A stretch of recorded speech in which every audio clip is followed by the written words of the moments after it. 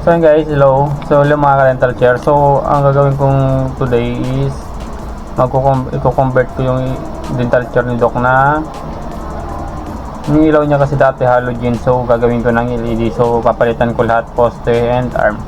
So papalitan ko yon para all goods na. Kasi yung problem din ng halogen light, pag umiinit namamatay-matay yung ilaw. So lang naman guys. Thank you for watching. So pakita ko lang sa iyo guys, ito pala yung ikakabit kong ilaw. So ito yung LED nya, yung head ng LED. So yan yung design nya, kung makita nyo maganda siya and maganda yung quality. So para matibay. So pangatlong conversion ko na ito na order na ganyan. So wala naman naging problema, okay naman siya.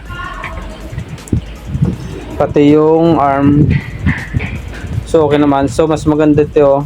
Ito naman yung arm guys.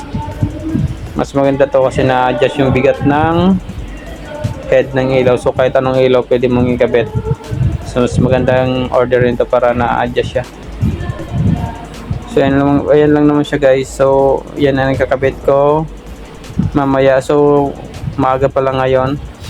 So gumising ako alas 4 para i-repair yan. So ito na guys, so nakarga ko na sa aking motor. So ayan siya. So nagdala lang pala akong barena para may babarinahan kasi ako, may bubutasan akong plastic and then also para sa paglalagyan ng ilaw ng poste.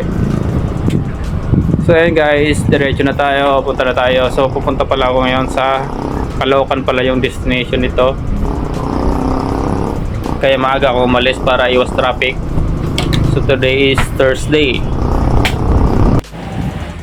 So ayan guys, dito. So malapit na tayo dito sa pag i-installan ko ng ilaw. So malapit na yun do. Dito na sa Caloocan na to.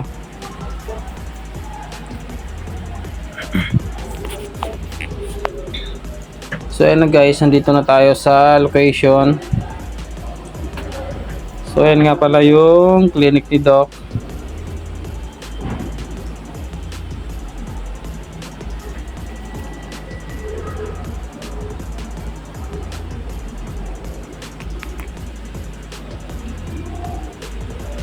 So ayan guys, nandito na tayo sa location. So ayan yung clinic ni Doc. So dito tayo sa loob. I-install natin yung ilaw.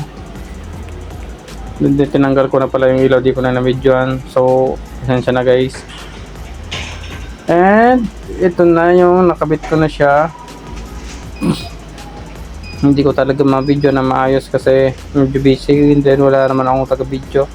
So ayan na lang, pag natapos na saka na natin videoan para gawa na.